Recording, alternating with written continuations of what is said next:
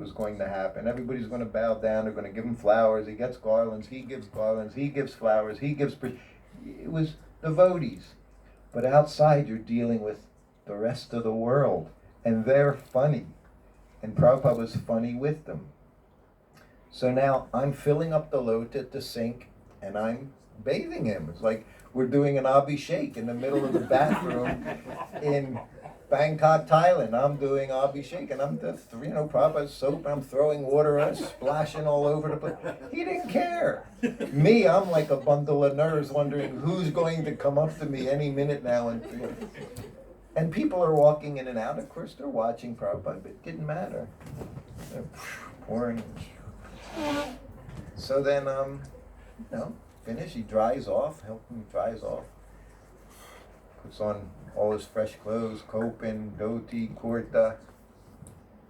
And I gather all the other stuff, and we just start heading out the door where the attendant is standing there. So you could see he's not happy. Now he's got this big puddle on the floor. We didn't provide the proper abhishek catch-alls, for everything. So water's just on the floor.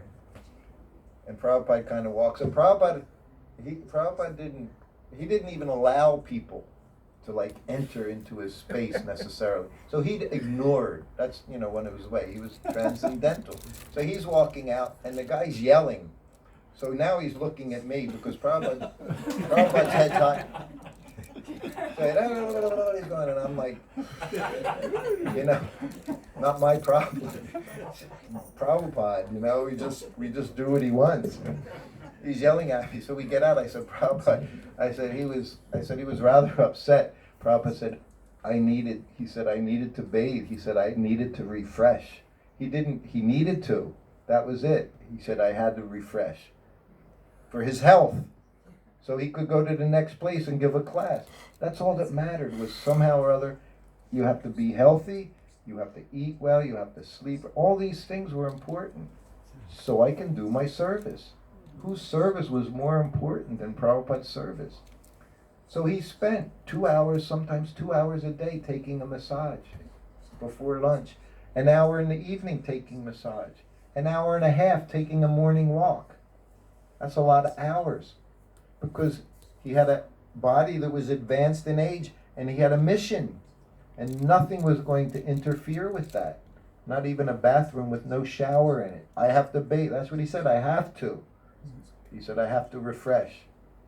So he walked out of there. But it was one of the most interesting things I had done with him. There were a few interesting, but that was very unique. So then you would go onto the plane. Not necessarily this trip, but on the plane. Prabhupada always sat at the window. Now imagine 1970, in the 70s, being dressed like this. Shiny head, shaved, Prabhu here, shaved head. Bright tilak. Garlands, we all had garlands because everybody gave Prabhupada garlands, and then he would put them on us too. Because he wanted everyone to see a Vaishnava. When I was brahmachari, you do remember Jai Hari? He was a Pakistani boy. He became Hare Krishna very young, he was 18, 19. He's still by the manor. I think he has a limo business he had for years. Now I don't know it. I haven't seen him for many, many years. But when I was a brahmachari, Prabhupada came to the manor before he went to Zurich, Switzerland, yes. He went there in April of 1973. So just before that, he stopped at the manor. They had just gotten it. And this was a trip. When he came into the airport, it was probably Heathrow Airport, Shyamasundar arranged a helicopter to take him to the manor. That sounds very exciting. It was a really bad, typical English day. Raining, cloudy, windy, and we're in a helicopter. This tiny, it was Prabhupada. Of course, the helicopter guy, the guy flying the helicopter, Prabhupada, Shyamasundar, and myself. And the Prabhupada wasn't impressed. He said, no more helicopter rides from the airport. A jet was one thing, but the helicopter, I don't think he thought that was the safest thing going. So I remember landing and all. So that was very unique. So then I met this Jai Hari, and he's a brahmachari, I'm a brahmachari, and he gives me a set of clothes, dhoti and kurta, and it was silk, and it was polished silk, so it was very this shiny, and he had it done in saffron, very pretty saffron color, and he said, yeah, I want to give you this, and I was, all right, thank you. But I didn't wear it. I didn't wear it for weeks because it was very opulent looking. You know, we were brahmacharis, we were renounced people, you know, so I would look at it and think, I can't wear this, you know. So a few months went by and we wound up in India, at Juhu, at the temple, in a place. India means you're on your own. I couldn't even get people to wash Prabhupada's clothes in India sometimes because everyone was busy taking care of their own health. They were following Prabhupada's injunction, take care of your health. Well, we didn't have it generally in India. Big mosquitoes in Juhu, like this big, you know. He said, rats, like this big. I mean, really. It was a village, a fishing village. Prabhupada bought that land. No one would have thought that was a good piece of land. They couldn't understand this piece of land. You know, it was right next to the ocean, a block away, but it was some fishing village outside of Bombay. Well, of course, now it's practically the very center of Mumbai. Everyone goes there. Prabhupada knew. He knew everything. He wanted that place. That whole story, if some of you may know, Mr. Nair, who tried to take it back again and again and again, Prabhupada never gave it up. You know, he knew what that was. So now we're at that place. Everybody's managing their own health, trying to get their own clothes washed, trying to eat nicely, trying to be healthy, trying to do a little service. So I needed clothes. The point was, I ran out of clean clothes. So now I have this thing stuck in the corner of my suitcase, this pretty dhoti and kurta. So now was the day. So I put it on, and I was pretty impressive looking. Looked very pretty. I look like some of the sannyasis do now that travel around, and they're very, you know, very pretty, iron pressed so nicely. You know, who ironed anything? But this was all. So I put it on. So later on, the bell rang. Bell rang means servant goes in the room. No one else goes in the room unless it rings for a very long time and you hear it getting louder. Then that means the servant messed up. But he rings the bell, I go in the room in this outfit, you know, and offer obeisances, and I sit up. And he looks at me. He's got these eyes that are like this. He goes, you look like you just came from Vaikuntha. He was very happy that I was dressed so nicely. He liked it. I